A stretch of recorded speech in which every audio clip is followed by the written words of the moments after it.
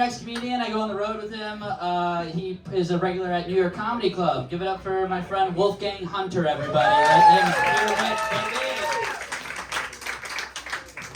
Give it up for Brother Thomas, everybody. Give it up for him. Oh my God, so many beautiful white faces out here. Is this like a bar stool thing? Is this bar stool? There's only two things get this many attractive white people out in one place. It is Barstool or Drake. And Ryan Thomas and I are the only light-skinned dudes here. So it's not Drake. Man, I took an Uber here. That was a financially unwise decision. I'm ruined. I don't know if anybody can relate to that. Based on Tommy's stuff up top, I'm guessing everybody's doing pretty well in life, so congrats. I used to be like you guys. I was upper middle class, and then I don't know what happened. I called Trump gay at Thanksgiving, and then I woke up taking somebody's order at a table. I don't know. It was crazy. It happened so fast. But I took an Uber here, and that was a lot of money, but it was all right, because today was a chill Indian guy. But sometimes, I don't think they vet the drivers in New York. It's sometimes you'll take an Uber and you'll get one of those guys that's like, hey, the vaccine makes you gay. And you're like, I don't want to have this conversation. I paid $80 to not have this conversation. This is a subway conversation. Why are we having this in the car? But you'll agree with that guy because he's behind the wheel and he can just kill you. So you'll be like, yeah, man, that rocks. Absolutely, you rule. An Uber driver could say anything and I would be inclined to agree. He could be like, yeah, the Holocaust never happened. I'd be like, absolutely, left up here. Sure, yeah, I'm gonna give you 5 stars. You know where I live. I kind of committed to the 5-star review now. Speaking of major money detriments, I got nicked fucking hopping a turnstile yesterday. Anybody's ever done that? Dude, it's stupid because they'll be writing you a ticket for hopping a turnstile while a guy does crack right next to you. They're writing the ticket. And it's weird because I don't know how it was for anybody else that had it happen, but it took them 5 cops had to do it. 5 cops, and each one were a different race. It was like a Netflix show was giving me a ticket. And each race has a different job. Like the Asian cop, he looks at your license. Indian cop, he writes a ticket. White lady cop, she's like, have you ever done this before? You say no. And the black lady cop's like, mm-hmm. And then the white guy cop's just like this the whole time, like, hands out of those pockets. I'm wearing skinny jeans. There's no gun that could fit in these skinny jeans.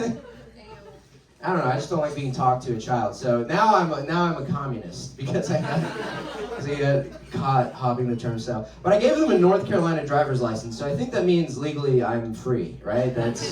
It's just gonna go to a place I don't live anymore, and I'll never have to think about that again. There's law school people in here. Tell me I'm good. Tell me. I don't know, but I'm from North Carolina, and North Carolina is fun. I grew up there being mixed.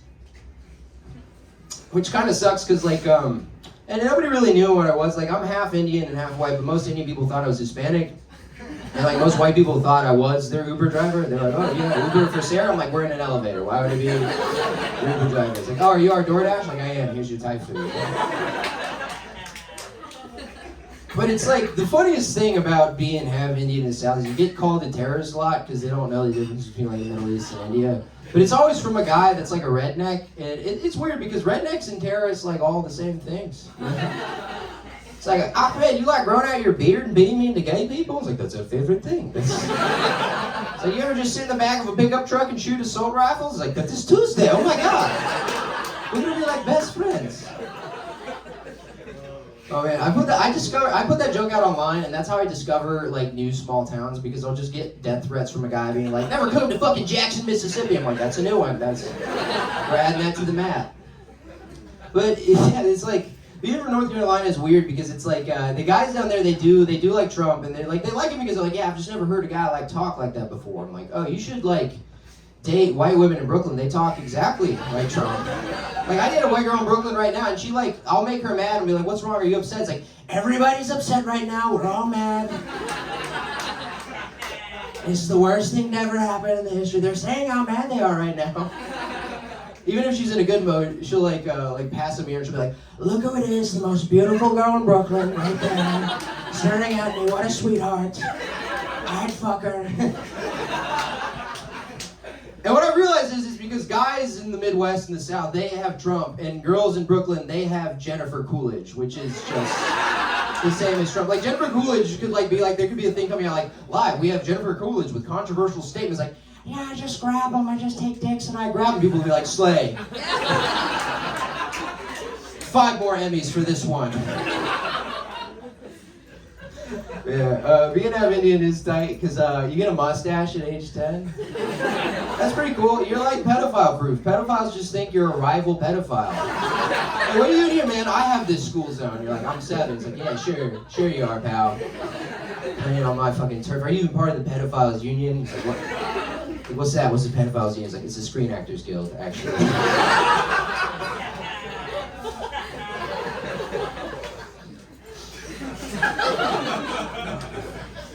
Dude, I haven't drinking for a week and I'm 2 IPAs deep, dude. I feel so good right now. Who needs therapy? That's gay.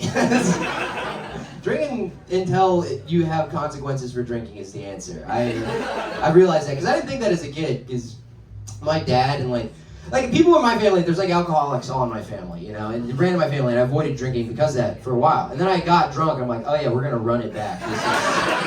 This is the way you drink and die at 65. Yes, good life. Because I never had a drunk uncle, and then I realized my dad was the drunk uncle the whole time. You know, anybody's like, oh yeah, my dad makes the Facebook posts. Cool.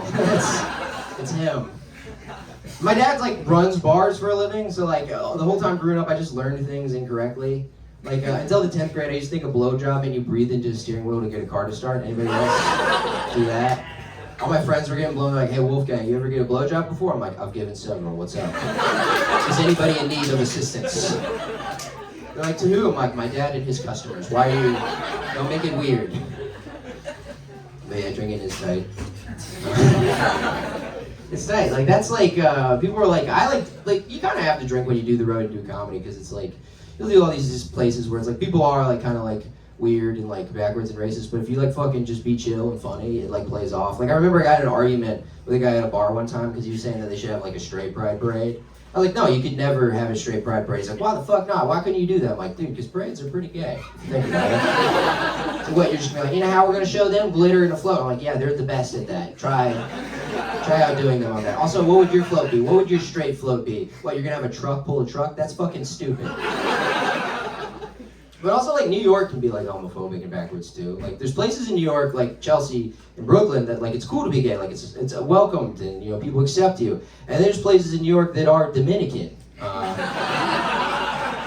know what I'm talking about? It's quiet in here, so there's none here, but they're just, you know, they're a little loud, you know?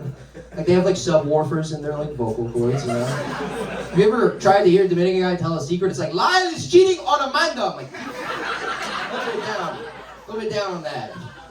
Like I get like I get called gay by Dominican guys on the train, and it'll be weird because he'll be dressed like the gayest man I've ever seen in my life.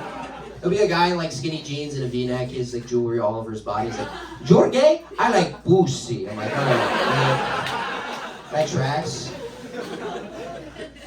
Like I almost got hate crimed on the train. I bumped into a Dominican guy and he's like, hey, you better watch where you're going, fucker. And before I could even correct him, a different Dominican guy pushed me out of the way. He's like, hey, you better leave that fucker alone. I'd just shake his hand. I'd be like, yeah, you're my hero, thank you.